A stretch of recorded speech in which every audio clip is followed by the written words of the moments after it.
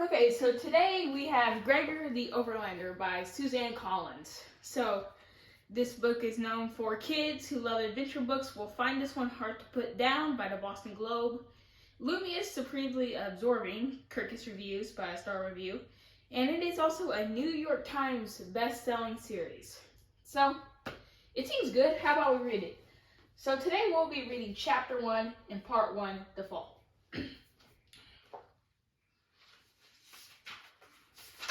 Chapter 1. Gregor had pressed his forehead against the screen for so long.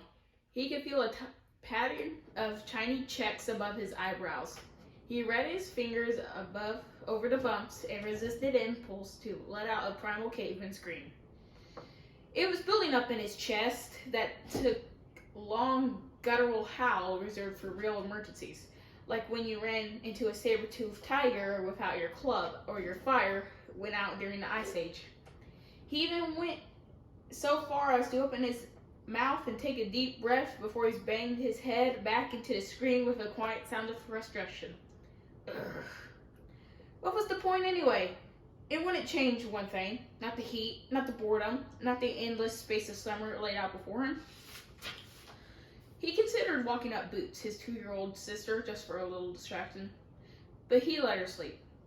At least she was cool in the air-conditioned bedroom she shared with their 7-year-old sister Lizzie and their grandma. It was the only air-conditioned room in the apartment. On really hot nights, Gregor and his mother could spread quilts on the floor to sleep. But with 5 in the room, it wasn't cool, just lukewarm. Gregor got an ice cube from the freezer and rubbed it on his face. He stared out at the courtyard where a stray dog sniffled around an overflowing trash can. The dog set its paws on the rim, tipping the can and sending the garbage across the sidewalk. Gregor caught a glimpse of a couple shadowy scrapes scurrying along the wall and grimaced. Rats. He never usually got used to them. Otherwise, the courtyard was deserted. Usually it was full of kids playing ball, jumping rope, or swinging around a creaky jungle gym. But this morning, the bus had left for camp, and every kid between the ages of 4 and 14 had been on it. Except one. "I'm sorry, baby, you can't go," his mother had told him a few weeks ago. And she really had been sorry, too. He could tell by the look on her face.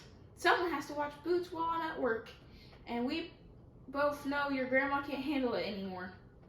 Of course he knew it. For the last year, his grandma had been slipping in and out in reality. One minute she was clear as a bell, and the next she was calling him Simon. Who was Simon? He had no idea. It would have been different a few years ago. His mom only worked part-time then, and his dad, who taught high school science, was off summers. He'd taken care of Boots. But since his dad disappeared one night, Gregor's role in the family had changed. He was the oldest, so he'd pick up a lot of the slack. Looking after his little sisters was a big part of it. So all Gregor had said was, "That's okay, Mom. Camp's for kids anyway." He shrugged to show that at 11. He was past caring about things like camp. But somehow that made her look sadder. "Do you want Lizzie to stay home with you? Give you some company?" she'd asked. A look of panic crossed Lizzie's face at this suggestion. She probably would have burst into tears if Gregor hadn't refused the offer. "Nah, let her go. I'll be fine with Boots." So here he was. Not fine spending the whole summer cooped up with a 2-year-old and his grandma who thought he was someone named Simon. He heard his grandma call from the bedroom. Gregor shook his head, but he couldn't help smiling a little. "Coming, Grandma," he called back and crunched down the rest of his ice cube. A golden glow filled the room as the afternoon sunlight tried to force its way onto the shades. His grandma lay quiet on the bed, covered by a thin cotton quilt. Every patch on the quilt had come from a dress she had made herself through the years. In her more lucid moment, she had taught Gregor through the quilt. "This polka dot Swiss I wore to my cousin Lucy's graduation when I was 11. This lemon yellow was a Sunday dress. And this white was in actual fact a corner of my wedding dress. I do not lie." This, however, was not a lucid moment. "Simon," she said, her face showing relief at the sight of him. I thought you forgot your lunch pail. You'll get hungry plowing. His grandma had been raised on a farm in Virginia and had come to New York when she married his grandfather.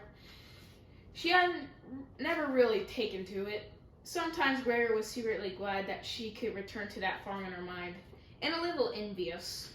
It wasn't any fun sitting around their apartment all the time, and by now the bus would probably be arriving at camp, and Lizzie and the rest of the kids would, "Gigo!"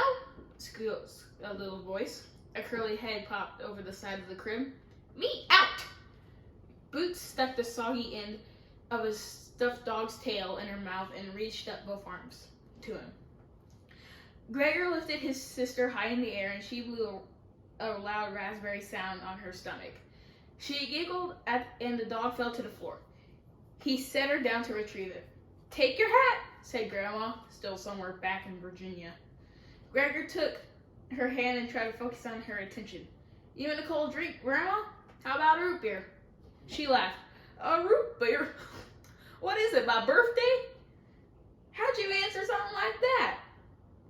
Gregor gave her hand a squeeze and scooped up Boots. "I'll be right back," he said loudly. His grandma was still laughing to herself. "A root beer," she said, and wiped her eyes. In the kitchen, Gregor filled a glass with icy root beer and made Boots a bottle of milk. "Code," she beamed, pressing it to her face. "Yes, nice and cold, Boots," said Gregor. A knock on the door startled him. The peephole had been useless for a good 40 years. He called through the door. "Who is it?" "It's Miss Cormancy, darling. I told your mother I'd sit with your grandmother at 4, a voice called back. Then Gregor remembered the pile of laundry he was supposed to do. At least he'd get out of the apartment. He opened the door to find Miss Cormancy looking wilted in the heat. "Hello, you! Isn't it awful? I tell you, I do not suffer heat gladly." She bustled into the apartment, patting her face with an old bandana. "Oh, you dream? Is that for me?" she said, and before she could answer, she was gulping down the root beer like she'd been lost in the desert. "Sure," Gregor mumbled, heading back to the kitchen to fix another. He didn't really mind Mrs. Cormancy, and today was almost a relief to see her. Great. Day 1, and I'm looking forward to a trip to the laundry room, Gregor thought. By September, I'll probably be ecstatic when we get the phone bill. Mrs. Cormancy held her glass for a refill. "So, when are you going to let me read your tarot, mister? You know I've got the gift," she said. Mrs. Cormancy posted signs by the mailboxes offering to read tarot cards for people at $10 a shot. "No change for you," she always told Gregor. He never accepted because he had a sneaking suspicion Mrs. Cormancy would end up asking a lot more questions than he would. Questions he couldn't answer. Questions about his dad. He mumbled something about the laundry and hurried off to collect it. Knowing Mrs. Cormancy, she probably had a deck of tarot cards right in her pocket. Down in the laundry room, Gregor sorted clothes as best as he could. White, stark colors. What was he supposed to do with Boots' black and white striped shorts? He tossed them in the darks, feeling sure it was the wrong decision. Most of their clothes were kind of grayish anyway, from age. Not bad laundry clothes. All Gregor's shorts were just his winter pants cut off at his knees, and he only had a few t-shirts that pair from last year. But what did it matter if he was going to be locked in the apartment all summer? "Ball!" cried Boots in distress. "Ball!"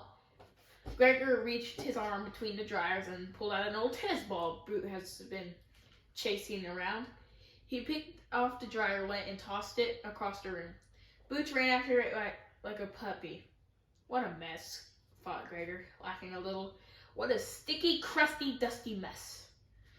The remains of her lunch, egg salad, and chocolate pudding were still evident on Boots' face and shirt.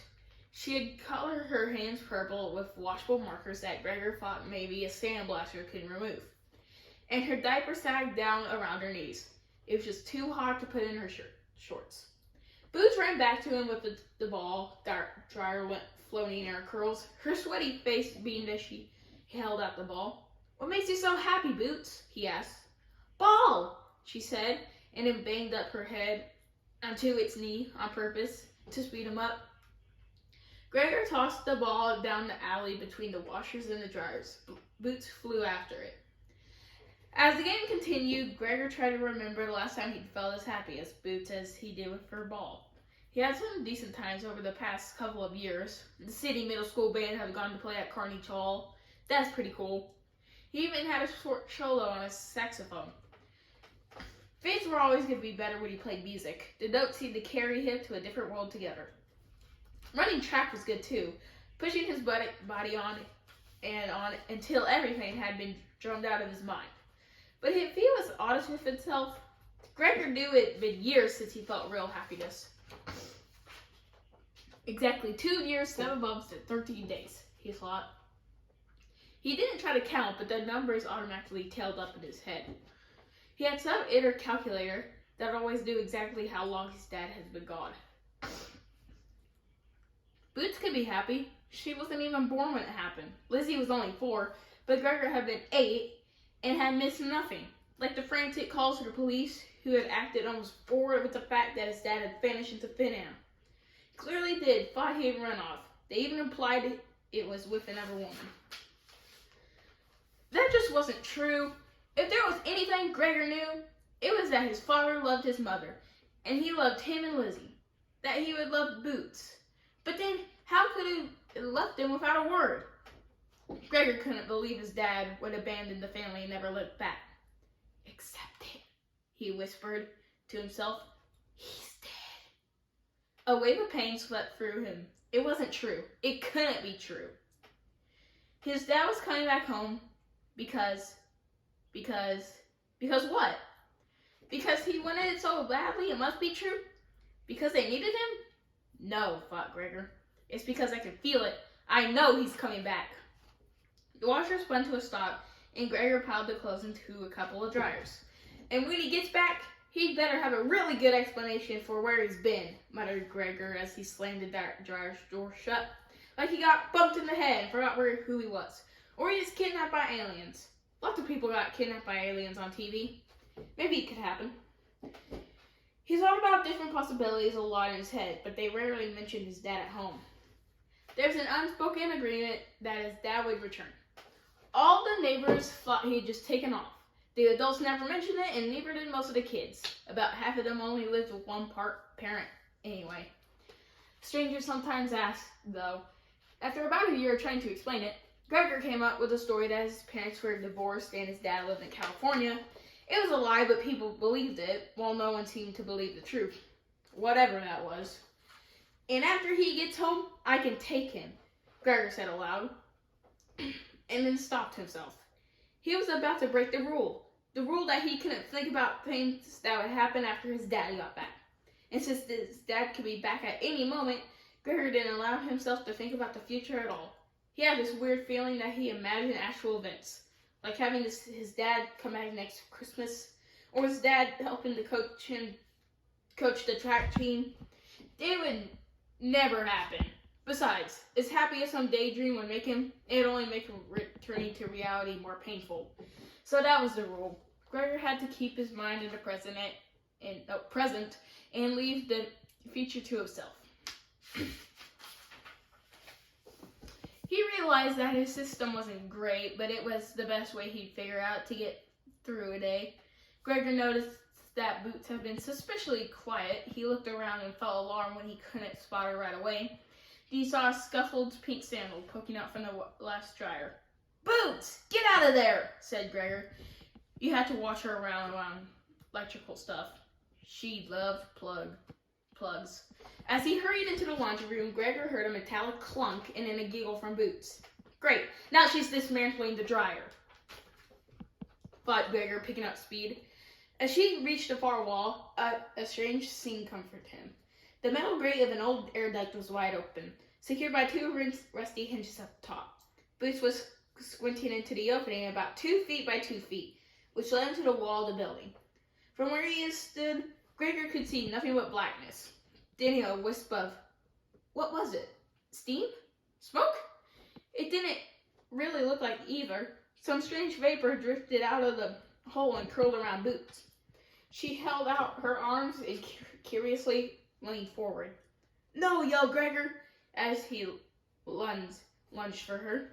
But Book's tiny frame seemed to be sucked into the air duct without thinking. Gregor thrust his head into his shoulders into the hole. The metal granite smacked into his back. The next thing he knew, he was falling down into empty space. Alright, well that's chapter 1, and tomorrow I will do chapter 2. And this is Gregor the Overlander by Suzanne Collins, and this is for the Kent County Library. And that's the end of today's video.